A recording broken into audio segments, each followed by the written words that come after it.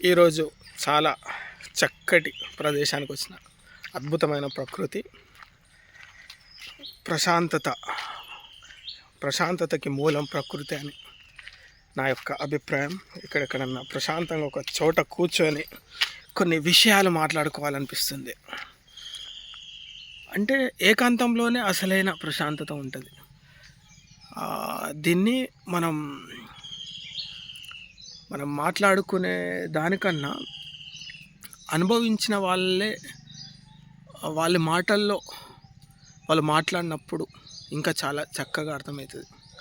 So ఇప్పుడు ఏకాంతంలో అద్భుతమైన స్థితి ఉంది, అంతులేనంత ప్రశాంతత ఉంది.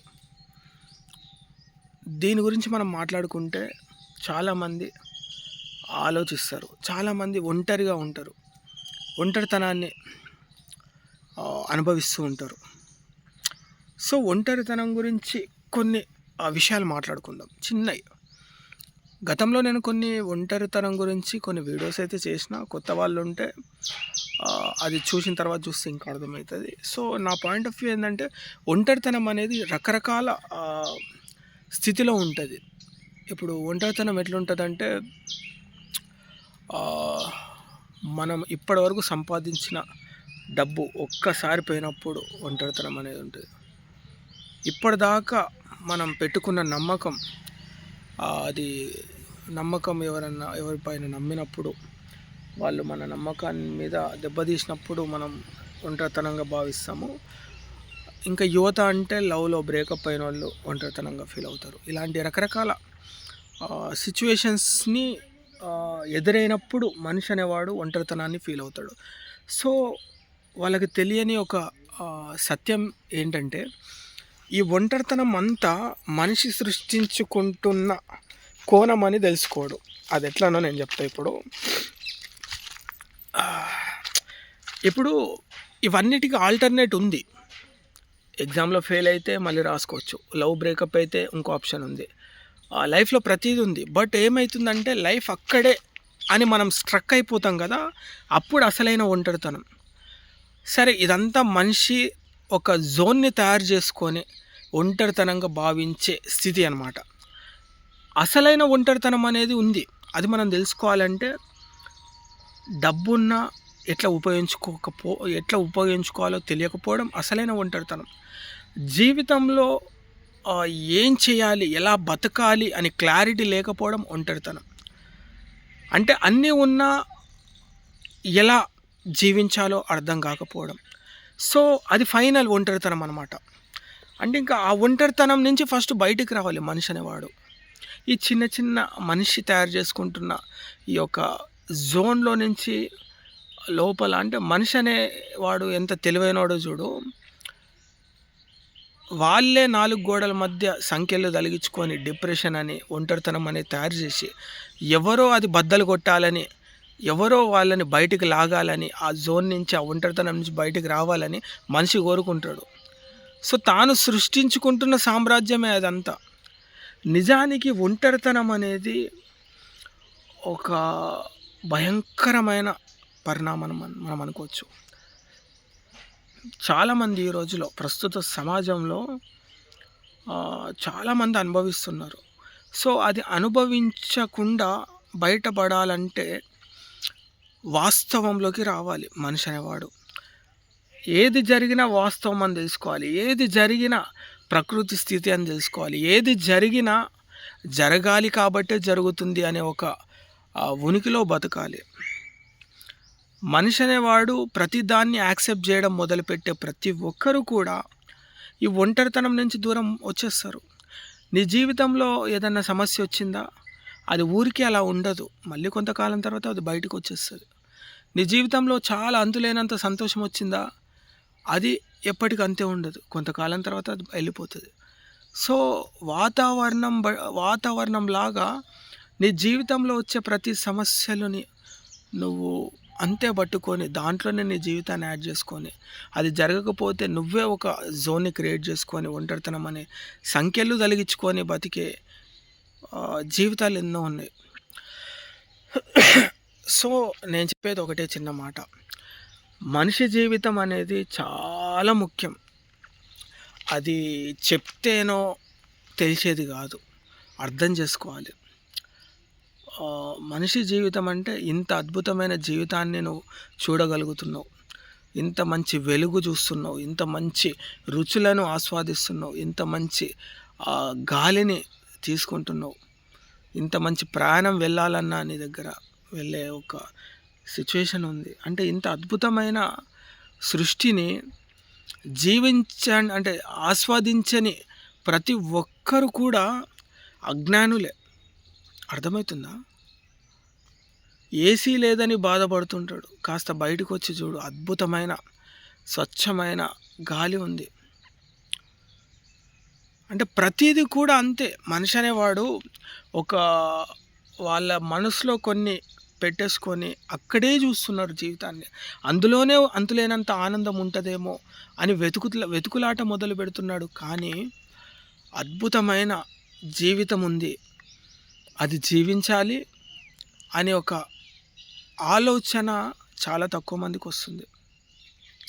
ఒక్కోసారి నాకు అనిపిస్తుంటుంది, అందరూ ఇట్లా పరిగెడుతుంటారు ఏదో, కొంతమంది ఆగిపోయి ఆలోచిస్తారు, దీర్ఘంగా ఆలోచిస్తారు జీవితం పట్ల, ఇంకొంతమంది డిప్రెషన్లో ఉంటారు. అంటే నాకు అనిపిస్తుంది అప్పుడప్పుడు, అంటే ఇలాంటి ప్రతి ఒక్కరు కూడా జీవితాన్ని పూర్తిగా అర్థం చేసుకోవట్లేరేమో, జీవితాన్ని సరిగ్గా అర్థం చేసుకోలేని వాళ్ళంతా కూడా కారణాలు చెప్పుకుంటూ బతికేస్తారు. నాకు అది దొరకలేదు, నేను లైఫ్లో ఏం చేయలేకపోతున్నా, నాకు ఇది జరిగింది కాబట్టి నేను లైఫ్లో ముందుకు వెళ్ళలేకపోతున్నా, వీళ్ళు నన్ను ఇట్లా మోసం చేశారు కాబట్టి నన్ను ఇట్లా అని రకరకాల పరిస్థితులు జీవితంలో కారణాలు చెప్పుకుంటూ జీవితాన్ని జీవించకుండా బతికే వాళ్ళు చాలామంది ఉన్నారు. సో ఇక్కడ జీవితాన్ని జీవించడానికి కారణాలు ఏం అవసరం లేదు, జస్ట్ అలా బతకండి అంతే, యాక్సెప్ట్ చేస్తూ బతకండి అంతే. ఇక్కడ ఎవరినో విమర్శించడమో లేదంటే ఎవరో ఏదో అన్నారని మనసుని గాయం చేసుకొని ఆ గాయాలను గుర్తు చేసుకొని నీ యొక్క ప్రశాంతమైన సామ్రాజ్యాన్ని కూడా ప్రమాదకరంగా తయారు చేసుకుంటున్నావు. సో నువ్వు ఈ తెలియని స్థితిని తయారు చేసుకుంటున్నావు, అది ఏదైనా కావచ్చు. ప్రతి మనిషి పరిస్థితులకు ఆల్టర్నేట్ అనే ఒక సిచ్యువేషన్ ఉంది, కానీ మనిషి యొక్క జీవితానికి ఆల్టర్నేట్ లేదు. సో నువ్వు ఒంటరితనంగా బాధపడ్డా, కుమిలిపోయినా, ఇబ్బందిగా ఫీల్ అయినా ఆ సమయం మళ్ళీ తిరిగి రాదని తెలుసుకో. ఎందుకంటే ఇది అద్భుతమైన జీవితం కదా, అవసరం లేని విషయాల పట్ల, అవసరం లేని బాధల పట్ల, అవసరం లేని మనుషుల పట్ల నీ యొక్క సమయాన్ని కేటాయించి ఎవరికో ఏదో చెప్పాలని అనుకుంటున్నావు, కానీ నీకు తెలియని విషయం ఏంటంటే నీ సమయం పోతుంది, విలువైన ఆస్వాదించాల్సిన అద్భుత జీవితాన్ని ఎంత కోల్పోతున్నారంటే మరి దారుణంగా అనిపిస్తుంది కొంతమందిని చూస్తుంటే. సో నాకు అనిపిస్తుంది అప్పుడప్పుడు ఏం చేయాలో అర్థం కానప్పుడు, మనసు కొంచెం గాయపడ్డప్పుడు, లేదా ఈ యొక్క మాటలు కావచ్చు, విమర్శలు కావచ్చు, మనిషి యొక్క స్థితి ఏదన్నా దుఃఖం అని ఏర్పడినప్పుడు బయటకు రావడం చాలా ముఖ్యం. ఎక్కడైనా బయటకి, ఏడైనా కొంచెం నీ మైండ్ ఫ్రెష్ అయ్యే ప్రతి చోట తిరుగు. సో చాలామంది అనొచ్చు, ఎక్కడ నా మైండ్ ఫ్రెష్ అవుతుంది అంటే, నువ్వు తిరుగుతూ ఉండు, నీ మైండ్ ఒకసారి చెప్తుంది నీకే. ఇప్పుడు నేను ప్రతి చోట ఇట్లా తిరుగుతూ ఉంటా, కొన్ని ప్లేసెస్లో ఆగిపోతుంటా, చాలా మంచి అనిపిస్తుంది, ప్రశాంతంగా అనిపిస్తుంది. నువ్వు ఫస్ట్ వెతుకులాట మొదలుపెట్టు జీవితంలో. ఎప్పుడైనా నీ యొక్క మైండ్ బాగలేకపోయినా, నీ మనసు ఇబ్బంది కలిగినా, నీ మనసు నీ మాట విననప్పుడు, ఒంటరితనంగా నీ మనసు కుమిలిపోయినా, ఎలాంటి సిచ్యువేషన్ నీ జీవితంలో వచ్చినా కూడా వెతుకులాట మొదలుపెట్టు. జీవితంలో పరిగెత్తు, ప్రశాంతంగా ఎక్కడికన్నా వెళ్ళు, మనసు సెట్ అయ్యేంత వరకు తిరుగుతూ ఉంటే సెట్ అవుతుంది నీకు. కానీ మనిషి అనేవాడు ఏదన్నా మనసు బాధ లేకుంటే మద్యానికి దగ్గర అవుతాడు, మనసు గాయపడితే విమర్శిస్తూ ఉంటాడు, వాళ్ళని గొడవకి దగ్గర అవుతాడు, విమర్శలు కావచ్చు, కోపాలు కావచ్చు, ఇవన్నీ అవసరం లేని అన్నీ మనిషి అనేవాడు తీస్తే ఇంకెక్కడ సుఖంగా ఉంటాడు. నీకు బాగలేదు అన్నప్పుడు ఇంకా బాగలేని విషయాల మిస్టేక్స్ ఎందుకు చెయ్యడము? అక్కడి నుంచి బయటికి రావాలంటే నువ్వు దాన్ని అవన్నీ వదిలేయాలంటే కొంచెం నీ ఆలోచన మార్చుకోవాలి. నువ్వు తిరిగే ప్లేసెస్ కూడా మారిపోవాలి. సో చూడు ఎంత ప్రశాంతంగా ఉంది. నాకైతే చక్కగా చాలా అద్భుతంగా కనిపిస్తుంది. ఇక్కడ చుట్టూ ప్రకృతే. ప్రకృతి అంటే ఏంది? పరమ ప్రశాంతత. అన్ని రోగాలకి మందు. మనసులో ఉన్న జబ్బు లాంటిది.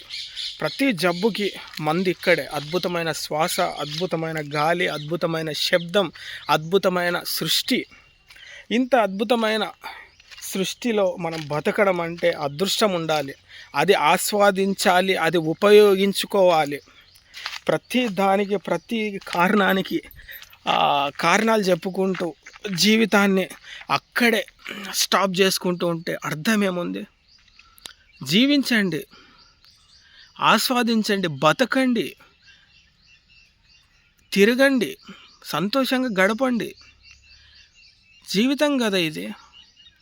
ఇది ఎవరి కోసమో ఉద్ధరించేది కాదు, ఎవరి కోసమో చేసేది కాదు కదా. మన కోసం, మన లైఫ్ కోసం, మనం బాగా బతకడం కోసం, మనం సంతోషంగా ఉండడం కోసం మనం ఎందుకు ప్రయత్నించొద్దు? ప్రయత్నించండి.